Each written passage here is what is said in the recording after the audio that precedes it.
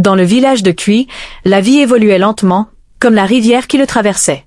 Les garçons grandissaient pour devenir agriculteurs, pêcheurs ou charpentiers, suivant les traces de leur père. Les filles, après l'école secondaire, se mariaient jeunes, fondaient des familles, cuisinaient et s'occupaient de leurs enfants. Les habitants de Cui ne connaissaient pas l'université, c'était un rêve dont ils n'avaient jamais entendu parler. Pour eux, l'éducation se terminait après l'école secondaire, et cela suffisait. Les parents étaient heureux tant que leurs enfants savaient lire et écrire, ils ne demandaient rien de plus, car ils ne savaient rien de plus. La vie dans le village était stable, comme le soleil qui se lève et se couche chaque jour. Cela avait toujours été ainsi pendant des années. Mais quelque chose allait arriver, quelque chose qui ébranlerait la vie tranquille de Kujet. Un changement était dans l'air, comme une tempête sur le point de s'abattre sur le village. Je ne le savais pas encore, mais la vie ne serait plus jamais la même. Un beau jour ensoleillé, le village de Cui bourdonnait d'excitation. De loin, un groupe d'étudiants de la ville arrivait pour une excursion. Ils portaient de grands sourires, des vêtements élégants et des chaussures brillantes. Les villageois n'avaient jamais rien vu de tel.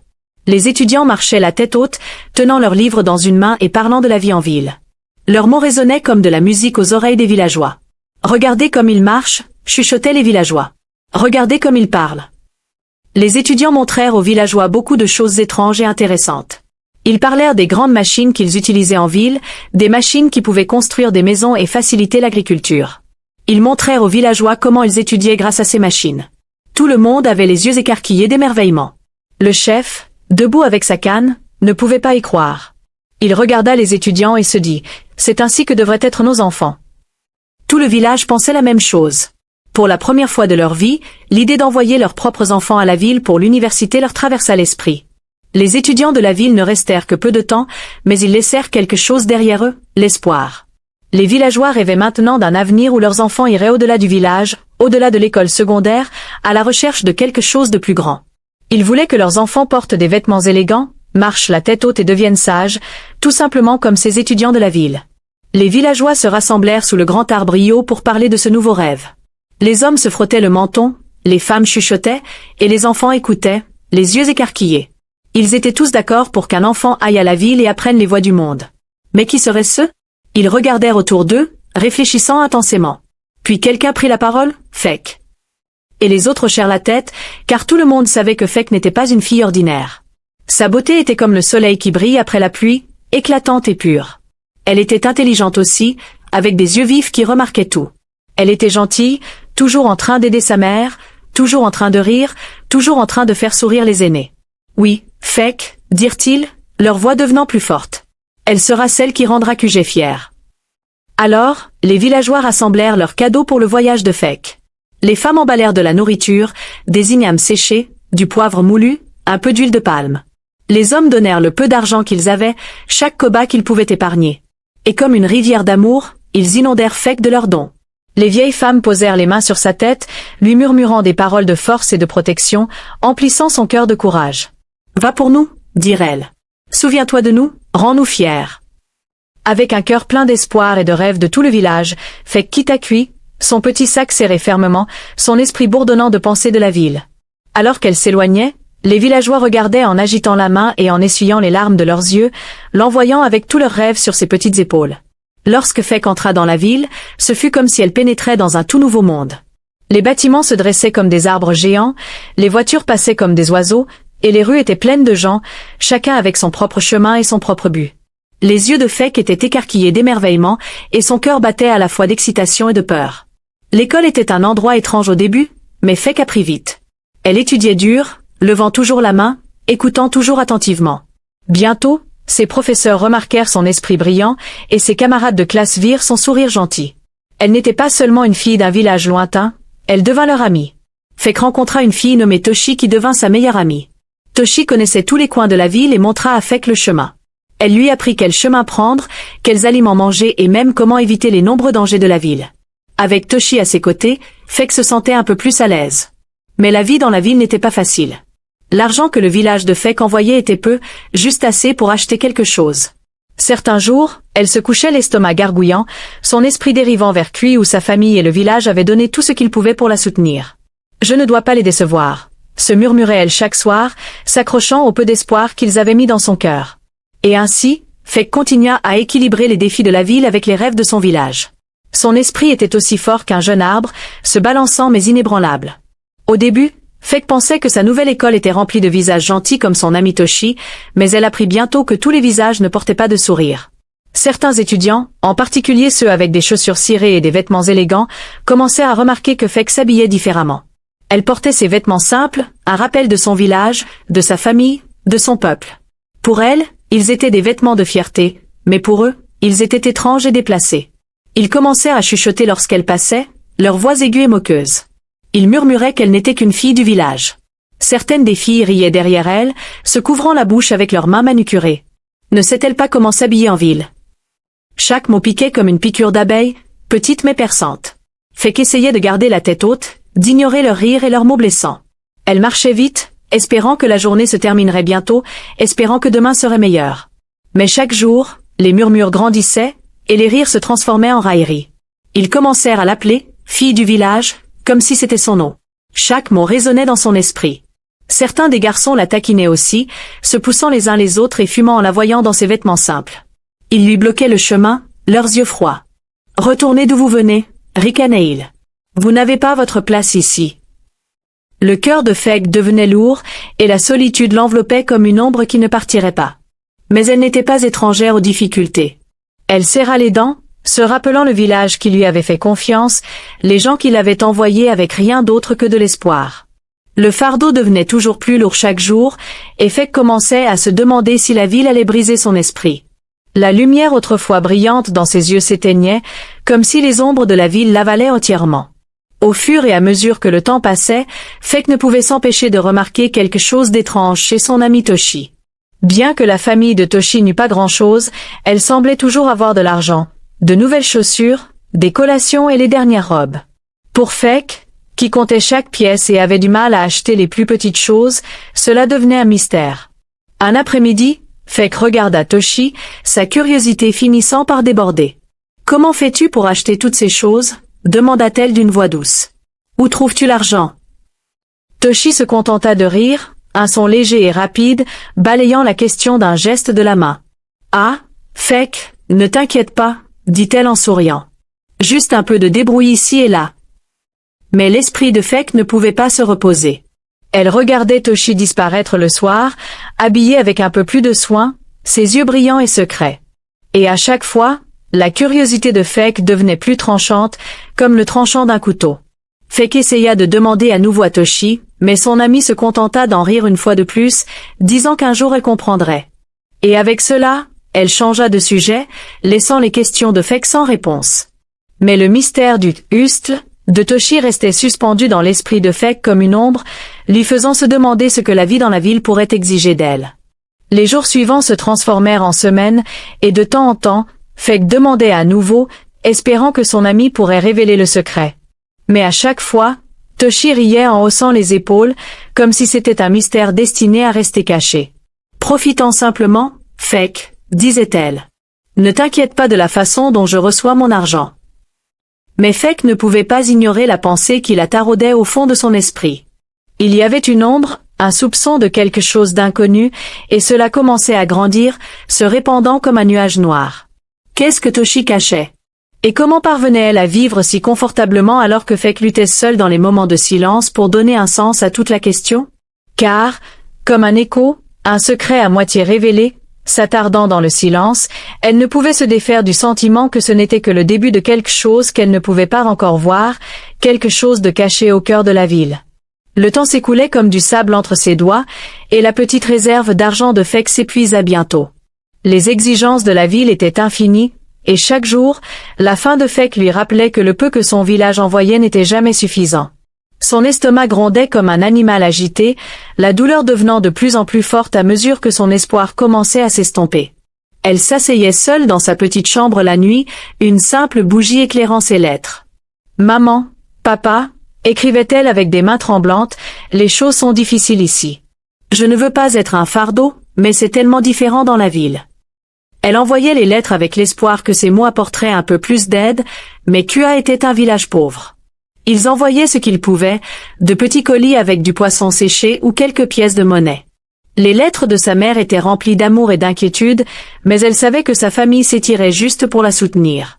Les jours se transformaient en longues semaines affamées. Elle pouvait à peine se concentrer en classe, son esprit dérivant comme de la fumée, trop faible pour garder ses pensées stables. Son estomac gargouillait pendant les cours, chaque bruit résonnant fort comme un coup de tonnerre. Mais elle essayait de rester assise, ignorant les rires de ses camarades de classe, car elle savait qu'elle ne pouvait pas laisser tomber le village. Mais son esprit se brisait lentement. Les nuits se refroidissaient, la ville s'assombrissait pour elle, et le poids de ses difficultés pesait sur elle comme une pierre invisible, lourde et implacable. Et au milieu de tout cela, le rire de Toshi résonnait dans son esprit. Toshi, l'ami avec de l'argent facile, un secret caché et pas de soucis. Le cœur de Fek était tordu, pris entre l'orgueil et le goût amer de l'impuissance. Une nuit, alors qu'elle était allongée sur son mince matelas, l'estomac vide et endolori, elle atteignit un point de rupture. Elle ne pouvait plus ignorer la faim qui la griffait, un rappel constant de la dureté de la vie dans la ville. Le lendemain matin, les yeux fatigués et le cœur lourd de honte, elle trouva Toshi à l'extérieur de l'école. « Toshi, s'il te plaît, » chuchota-t-elle, sa voix tremblante. « J'ai besoin de savoir. Laisse-moi travailler avec toi, quoi que ce soit. Je ne peux pas continuer à vivre comme ça. » Toshi regarda son amie avec un regard sérieux, son sourire s'estompant alors qu'elle réalisait à quel point Fek était désespéré. « Fek, es-tu sûre? Ce n'est pas comme les autres travaux. C'est différent, dit-elle lentement. Mais les yeux de Fek étaient résolus, son besoin trop grand pour faire demi-tour maintenant. « Je m'en fiche, dit-elle fermement, sa voix plus stable qu'elle ne le ressentait. « Montre-moi. Je n'ai pas le choix. » Après une longue pause silencieuse, Toshi hocha finalement la tête. Elle conduisit Fek dans un coin tranquille où les lumières de la ville projetaient des ombres faibles. « Écoute, Fek, ceci n'est pas quelque chose que tu partages avec qui que ce soit. C'est un moyen de gagner de l'argent rapidement, mais ce n'est pas ce à quoi tu t'attendrais. » Et là, à voix basse, Toshi révéla la vérité. Le cœur de Fek sauta, son pouce accélérant alors qu'elle comprenait ce que son ami disait. Ce n'était pas le type de travail qu'elle avait imaginé. C'était quelque chose qui semblait étranger, dangereux, quelque chose que les villageois n'approuveraient jamais. Mais Fek, épuisée par la faim et les difficultés, hocha la tête sans un mot. « Je vais le faire, » murmura-t-elle, sa voix douce mais déterminée. Pour la première fois depuis des mois, elle ressentit un soupçon de soulagement, bien qu'elle fût dans l'ombre d'une obscurité croissante dans son cœur. Son chemin changeait, et elle pouvait le sentir, mais il n'y avait plus de retour en arrière maintenant. La nuit, Toshi apporta à Fek une robe qui scintillait comme les étoiles, une robe qui la faisait presque ressembler à une citadine. Toshi maquilla son visage avec des couleurs que Fek n'avait jamais portées auparavant. Lorsqu'elle se regarda dans le miroir, elle reconnut à peine la fille qui la regardait. « Tu as l'air parfaite, » dit Toshi avec un hochement de tête, son sourire rassurant mais distant. Fek suivit son ami dans un bar où les lumières étaient brillantes et la musique battait comme un battement de cœur. L'air était épais de rire et de bavardage, des inconnus dérivant de table en table. Toshi la guidait à travers tout cela, lui montrant comment parler, comment rire, comment charmer. Et Fek, nerveuse mais déterminée, suivait chaque pas, chaque murmure des mots directeurs de Toshi. Alors que la nuit avançait, Fek se retrouva assise avec un homme qui lui donna de l'argent, plus qu'elle n'en avait jamais tenu de sa vie. Elle s'était amusée avec l'homme plus tôt, le satisfaisant dans la pièce. Les pièces glissèrent dans sa paume comme un cadeau d'un autre monde, leur poids la remplissant d'un nouveau sentiment étrange. Elle était venue ici avec la faim dans le cœur, mais maintenant elle ressentait quelque chose d'autre, quelque chose de proche de l'excitation. Lorsqu'elle quitta le bar ce soir-là, ses poches pleines, les lumières de la ville semblaient plus brillantes, ses soucis plus loin. Elle passait librement, achetant de la nourriture et des friandises qu'elle n'avait fait que rêver de goûter. Un instant, elle oublia tout. Son village, ses promesses, l'espoir qu'elle avait emporté. Tout ce qu'elle savait, c'était le frisson de sa nouvelle vie, un goût de liberté qui lui semblait aussi doux que le miel. Fek entra dans un monde éblouissant et dangereux, un monde qui la faisait se sentir vivante. Elle ne le savait pas alors, mais avec chaque pas qu'elle faisait, elle laissait derrière elle l'or du village de Kui, celui qu'ils avaient envoyé avec tant d'espoir. Un matin, Fek se réveilla dans la somptueuse maison d'un homme riche avec qui elle avait été la nuit précédente.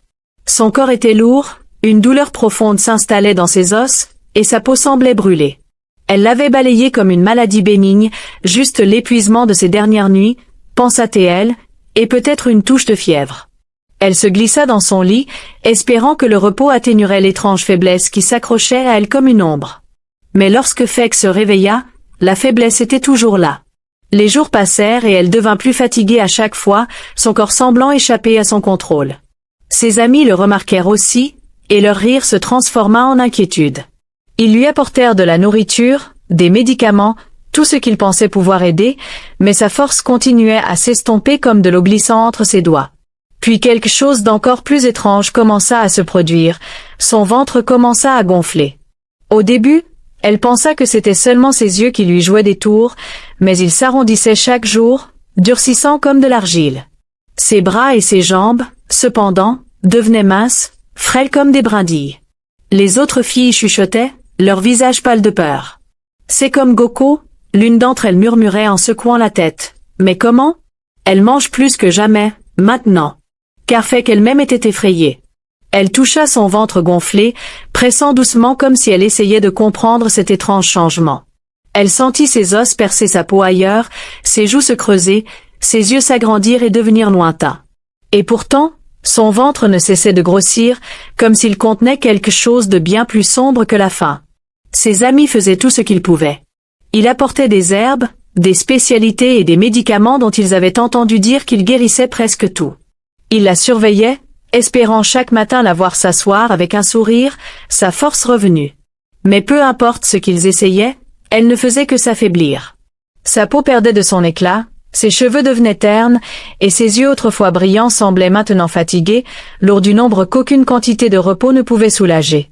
Les jours se transformaient en semaines, et bientôt, ses amis avaient épuisé tous les remèdes qu'ils connaissaient.